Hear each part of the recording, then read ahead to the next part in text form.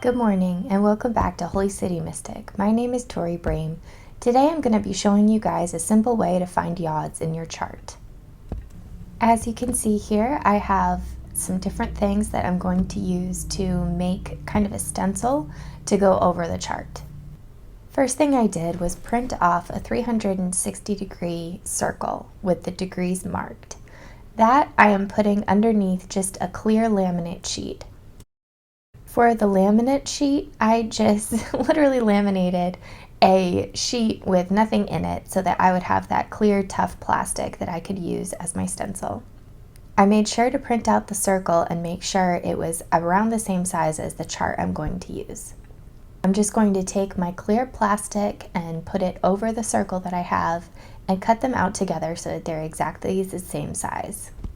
Next, I'm going to put the plastic over the circle and I'm going to mark the center. It's very important to mark the center because when you go to put it on your chart, you want to make sure you have that true center marked. Now I'm going to mark 0 degrees, and then I'm going to look over and mark the 150-degree mark. And then you could flip it over and mark it on the other side, again 150. So now you have all three important parts marked of the yod. So one thing that I'm going to do now is go in and mark the orbs. So I'm going to do a 5-degree orb and a 10-degree orb. There is a lot of controversy about how tight an orb should be when it comes to a yod. Some astrologers argue that if it's not within 3 degrees, then it's not a true yod. Other people say that you can have a 10-degree yod, and if you feel it, it's there. I'm just showing it to you this way so that you have all the information and you can decide for yourself. Now that I have everything marked that I want marked, I'm going to overlay it over my chart. Now this chart, I had a client who was generous enough to let me use her chart as an example for finding a yod. She actually has 3 separate yods in her chart. Now it's important to match up that center again, just to make sure you're not matching up points that are technically not supposed to be together. So I'm going to go through and mark all 3 of her yods. All 3 of her yods actually have the same 2 bases. Her first yod is actually a Mars apex yod in her 10th house. Right next to that is an MC yod, and then next to that is her sun. So I'm just going to go through and use a ruler to mark each one so that I can see it more clearly. I'm going to use different pens for each one. Now I'm going to go through and determine the orb of each one.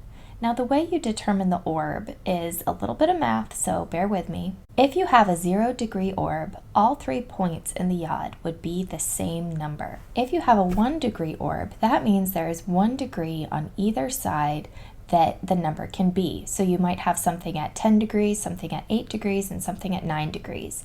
Both the 8-degree one and the 10-degree one are still only 1 point off from the 9-degree point. So here I'm just going to work backwards, and I'm going to do her sun yod first. As you can see, her sun is at 6 degrees, her north node is at 10 degrees, and then she has an 8-degree conjunction with Saturn and Jupiter.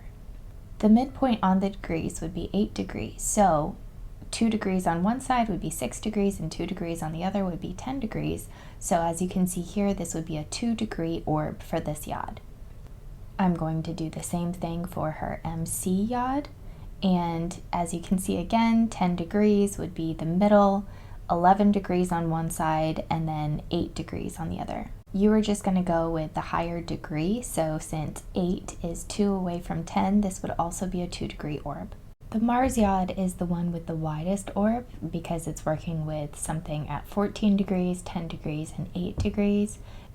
Since the 10 and 14 degrees are 4 degrees away from each other, this would be considered a 4-degree orb.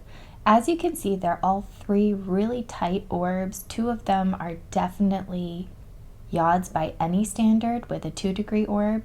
However, the last one has a 4-degree orb, so some might not consider it a yod. I do think it acts as a yod within this person's life, and it is within 5 degrees, so it is still a pretty tight orb.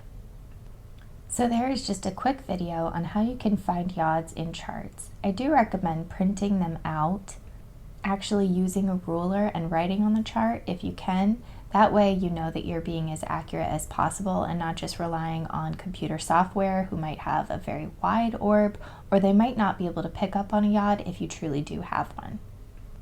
If you have any questions or anything to add, please let me know in the comments. I look forward to reading all of them. Thank you so much.